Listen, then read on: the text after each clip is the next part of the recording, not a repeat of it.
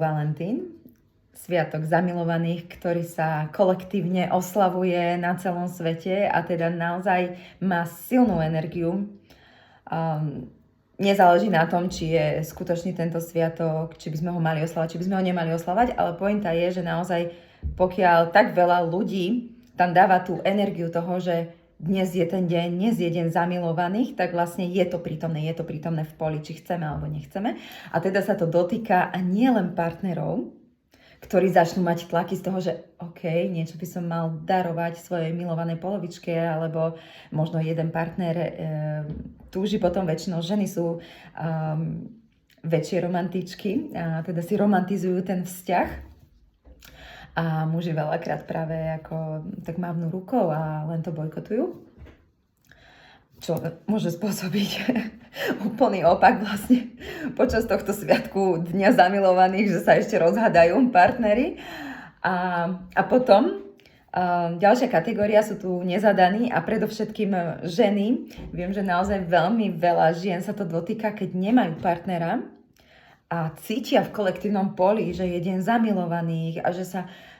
páry chodia do reštaurácie alebo si vyznávajú kade tade lásku, darujú si darčeky, láskavé slova, láskavé listy lásky, že si napíšu niečo pekné alebo akékoľvek dary, akýmkoľvek spôsobom, že si dávajú títo zamilovaní dary a mnohé ženy naozaj na to trpia, pretože keď to vidia, keď to cítia v tom poli a im to nikto nedáva, tak začnú mať pocit, že nie sú milované, že nie sú hodné lásky, že im niečo chýba a naozaj veľa žien máva až depresívne stavy práve počas tohto dňa, pretože tam naozaj cíti ten tlak tej spoločnosti a teda, že by s niekým mali byť alebo že by mali byť milované, lebo keď im nikto nepovie žiadne krásne slova lásky alebo im nedá nejaký darček, tak majú pocit, že naozaj nie sú hodné tej lásky. A ja teda chcem zmeniť práve tento uhol pohľadu, pretože my všetci nesieme tú lásku v sebe. Je dôležité si na to spomenúť a hlavne ženy by si mali uvedomiť, teraz teda budem sa prihovárať predovšetkým ženám, pretože pracujem so ženami, ale ženy by si mali uvedomiť, že naozaj to vychádza z nich. Pokiaľ sa same nemilujú, tak nemôžu zažiť úplne skutočnú lásku od toho partnera. To bude vzťah založený na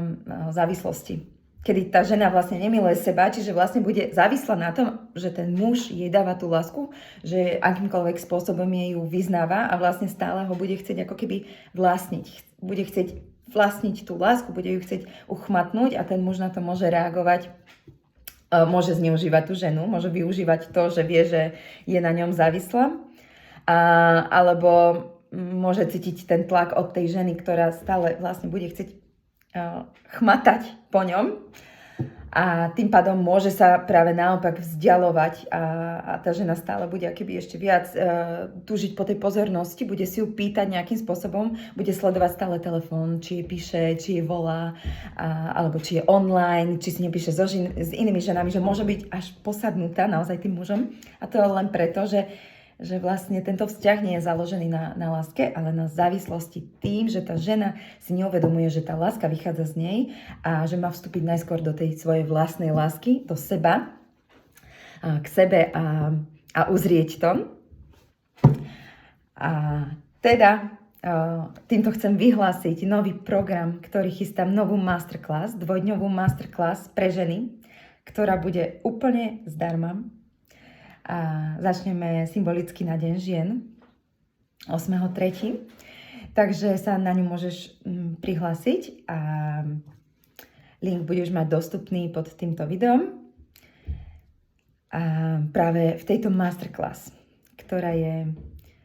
má názov Femme Fatale, sa budeme venovať tomu, aby sme my ženy prešli naozaj z toho dievčaťa do toho ženstva. Pretože áno, fyzicky sme ženami, stávame sa nimi, keď začneme menštruovať, ale energeticky veľakrát ostávame naozaj práve v tom zranenom dievčati, ktoré má pocit, že nie je hodné tej lásky a ktoré vlastne nepozná seba, nepozná tú svoju silu, nepozná tie svoje dary, nevie naozaj s kým je, nekráča tým životom plne ukotvená vo svojej sile, sebavedomo, tým, že naozaj si uvedomuje, čo stelesňuje ako žena, aký obrovský dar má. Takže toto som sa rozhodla vám darovať ženy a budem sa na to tešiť. A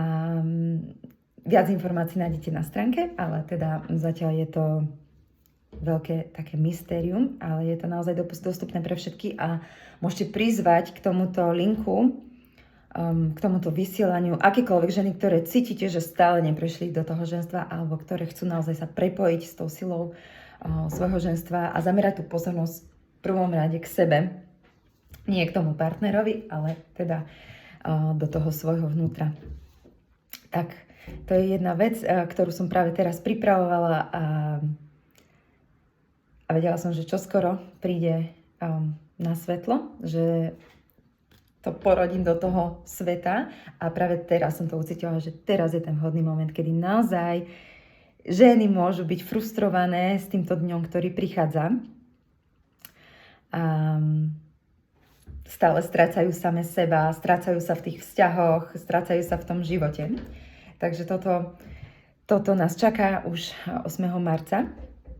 A ďalšia vec, ktorú pripravujem pre partnerov, pretože tento sviatok, Valentín, deň zamilovaných, je o partneroch, je o mužovi a o žene a o vzťahu, aby naozaj to nebol ten vzťah, že OK, tak je teda Valentín, tak niečo ti kúpim len, aby som ti kúpil. Že vlastne ani si neuvedomujú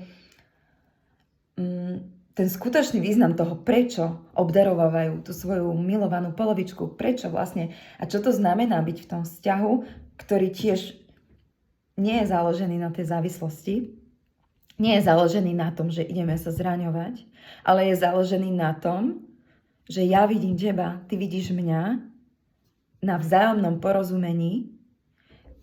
to, že vidíme tie svetlé stránky, to, že vidíme aj tie tiene, ale zároveň rozumieme, že tie tiene nie sú skutočné, že nestotožňujeme tú danú osobu s tými tieňmi, ktoré nám veľakrát možno ukázala, lebo sme si neboli vedomí, že nám ich ukazuje z toho, že vlastne v nej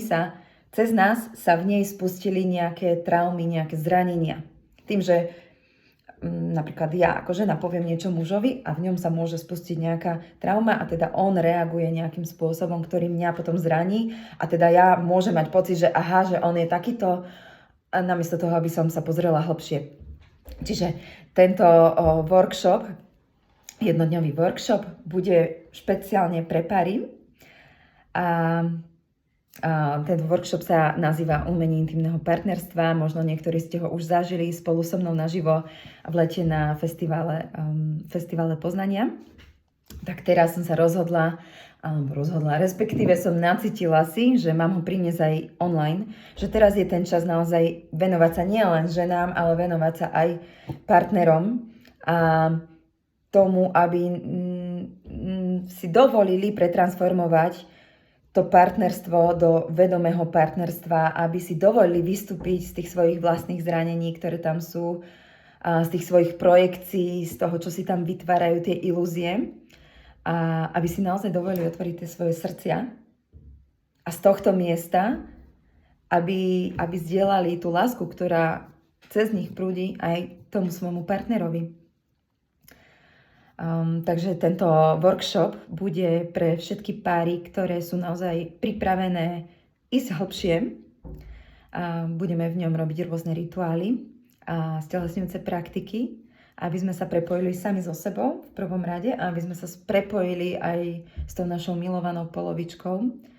aby naozaj tam došlo k tej vzájomnej jednote, k tomu vzájomnému rešpektu, k tomu, že sa vzájomne vidíme,